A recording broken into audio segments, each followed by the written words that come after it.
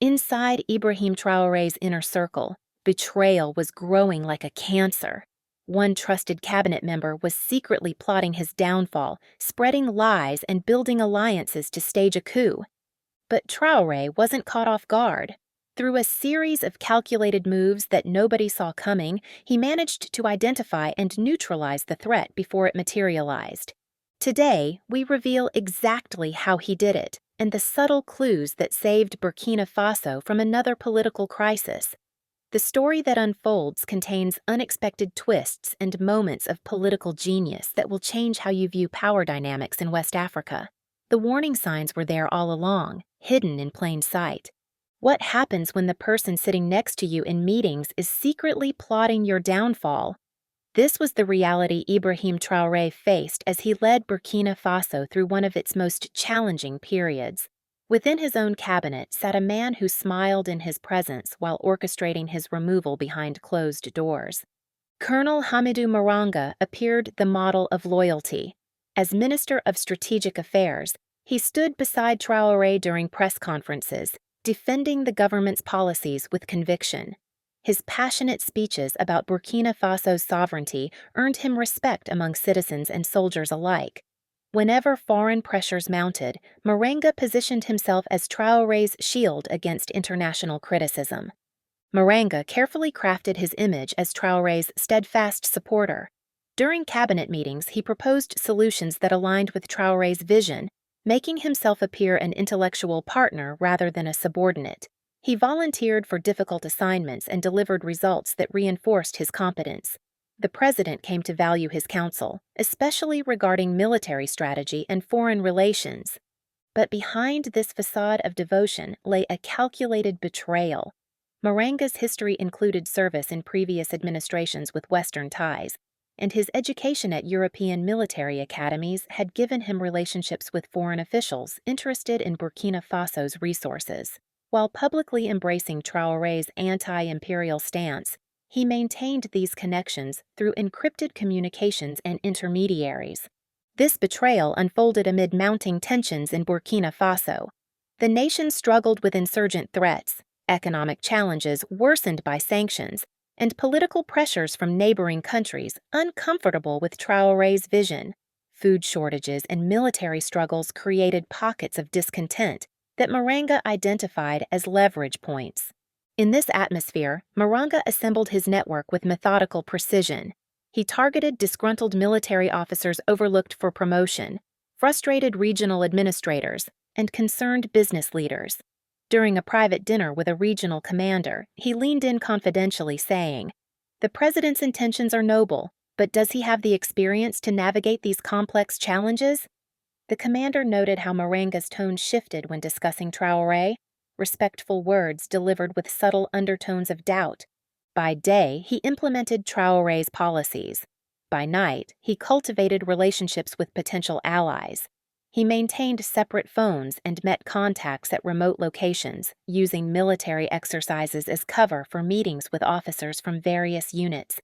By September, Maranga had secured commitments from commanders of 3 strategic military units, established connections with media figures ready to legitimize a transition, and drafted statements explaining why leadership change was necessary for national security. The plan began unraveling during a cabinet discussion about security agreements with Mali. Maranga argued against positions he had previously supported, creating an inconsistency that lingered in Traoré's mind. In subsequent meetings, the president noticed Maranga's unusual interest in deployment schedules, information beyond his ministerial needs. The pivotal moment came during an emergency cabinet meeting following an attack in the northern provinces. As ministers discussed the security response, Maranga suggested repositioning troops from the capital, which would have reduced security around government institutions. During his presentation, his eyes repeatedly darted to specific military officials, a silent communication that triggered Traoré's suspicions. After investigating Maranga's recent activities, Traoré discovered increased contact with specific military units and unusual travel to border regions known for harboring opposition elements. The shadow in Traoré's cabinet had inadvertently stepped into the light, revealing the threat from within. How do you destroy a leader without firing a single shot? The answer lies in words, spoken in hushed tones, shared in private meetings, and spread through trusted networks. Colonel Maranga understood this power better than most, launching a whisper campaign designed to erode trust in Ibrahim Traoré from within. The strategy began with careful planning. Maranga identified key power centers essential to Traoré's leadership: military command, tribal influence, economic control, and diplomatic relations. For each group, he crafted messages that played on their deepest insecurities about Burkina Faso's future. Military officials heard of Traoré's supposed plans to restructure command positions. "He questions your loyalty," Maranga told a brigadier general during a late-night meeting outside Ouagadougou. "I've seen the list of reassignments he's preparing. Many good soldiers will be sent to remote outposts."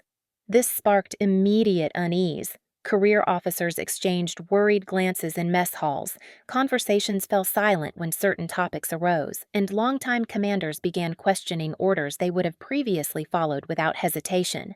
For tribal leaders, Maranga highlighted resource allocation decisions seemingly favoring certain regions. During a gathering of Eastern Province elders, he displayed documents, some authentic, others altered, showing development projects redirected to Traoré's home region. "I fight for fairness in the cabinet," Maranga assured them, positioning himself as their advocate while planting seeds of regional resentment. Business leaders received warnings about secret negotiations giving Chinese investors exclusive mineral rights, while religious authorities heard of secular education reforms threatening traditional values. Each message contained enough truth to seem plausible and enough threat to inspire genuine fear. Maranga's psychological tactics proved devastatingly effective. He rarely made direct accusations, instead using phrases like, "I shouldn't share this, but as someone I trust." This approach made recipients feel they possessed privileged information, creating both importance and obligation to protect the source. The exclusivity prevented people from comparing notes and spotting inconsistencies.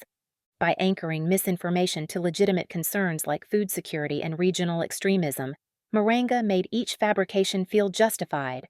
"We all want security," he told northern village chiefs, "but has anyone explained why troops were withdrawn from your area last month?" He would pause, letting their fears complete the unspoken accusation. As these poisonous whispers spread, the government's functioning began to falter. Previously supportive officials now raised unexpected objections in meetings. Military units hesitated before implementing orders. Foreign partners questioned long-term commitments based on concerns from other officials. The very machinery of state began grinding against itself. Throughout it all, Maranga maintained his public persona as Traoré's loyal supporter, creating the impression of a reasonable insider sharing concerns out of patriotic duty. The unraveling began when Captain Ouedraogo, commander of a special forces unit and childhood friend of Traoré, recognized false information allegedly from the president. This first thread, once pulled, revealed the extensive network of lies. Traoré discreetly contacted trusted individuals across sectors, discovering similar patterns of misinformation leading back to Maranga. Despite mounting evidence, Traoré proceeded cautiously. A public accusation without irrefutable proof could trigger the very coup Maranga was planning. Before confronting the shadow in his cabinet, Traoré needed to understand exactly who else stood in the darkness. While the plotter thought they were the hunter, they never realized they had become the hunted. Ibrahim Traoré understood that confronting Maranga directly would trigger the very coup he sought to prevent. A public accusation without overwhelming evidence would give the conspirators reason to accelerate their plans. The military might split into factions, plunging Burkina Faso into civil conflict, exactly what foreign interests wanted. Traoré adopted the mirror technique, observing the enemy while remaining invisible yourself. He assembled a team of 4 trusted individuals: his childhood friend Captain Ouedraogo for security operations, his cousin Amara from telecommunications for monitoring communications, a university professor mentor who analyzed patterns, and his personal aide who managed information flow. The counter-strategy began with controlled information. Traoré leaked false plans to suspected members of Maranga's network. During a cabinet meeting, he outlined a military reorganization affecting northern territories, giving each member slightly different details. When specific versions appeared in intelligence reports, 3 military commanders and 2 governors were immediately implicated based on which variant they possessed. Traoré built an alternative information network bypassing official channels. Junior officers unconnected to the previous regime, village leaders with traditional loyalty codes, and market women whose stalls served as conversation hubs became his eyes and ears. Their unfiltered reports tracked military movements and institutional sentiments. Throughout this operation, Traoré maintained normal relations with Maranga. Cabinet meetings became testing grounds. He would mention plans to visit certain regions, then observe whether unusual activity preceded his arrival. On one occasion, an unexplained checkpoint appeared on a route that only Maranga knew the president would take. As evidence mounted, Traoré devised more elaborate loyalty tests. He confidentially shared with Maranga concerns about a commander's reliability. Within days, surveillance captured this same commander meeting Maranga late at night, clear evidence the minister was warning allies. Traoré methodically isolated Maranga from supporters. He reassigned loyal commanders to distant posts. He restructured communication protocols, requiring additional authorization for certain orders. When Maranga proposed joint military exercises that would gather his allied units, Traoré approved but modified the participant list, separating potential conspirators. Technology proved crucial. Enhanced security on government communications revealed Maranga accessing unauthorized information, including classified deployment schedules and presidential guard rotations. Human intelligence complemented this evidence. Domestic staff reported unusual late-night meetings. Drivers noted unscheduled stops at military installations. Security footage showed the minister photographing restricted documents. Each piece of evidence formed part of an undeniable conspiracy pattern. The operation ultimately mapped the entire network. 17 military officers, 4 cabinet officials, 3 governors, and several business leaders. Communications between Maranga and former colonial power officials suggested foreign support for the planned coup. With comprehensive evidence secured, Traoré prepared for confrontation. Loyal military units were positioned near key installations. Detailed evidence files were prepared for each conspirator. New security protocols were drafted to fill gaps after removals. A communication strategy was created to maintain public confidence. Traoré insisted on legal process despite the emergency. He consulted judicial authorities about proper treason case procedures, ensuring his actions would strengthen Burkina Faso's institutions rather than undermine them.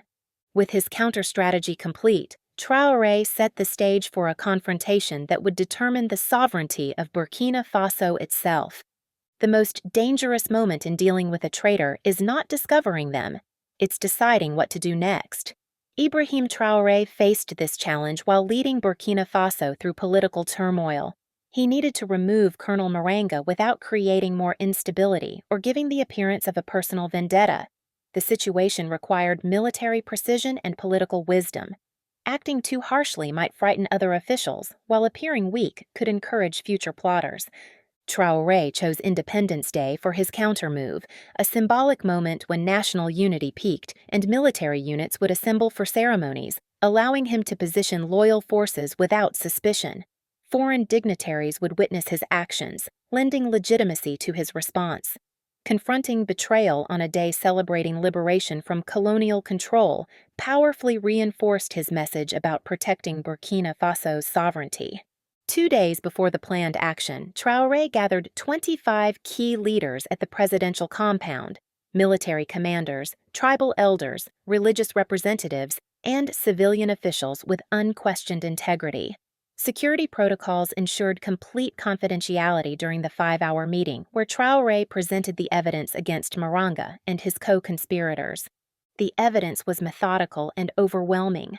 Recorded conversations of Maranga discussing military movements against the government, suspicious financial transfers, surveillance photographs of secret meetings, security-annotated maps of government buildings found in Maranga's office, and communications with foreign officials discussing post-transition arrangements for mining rights.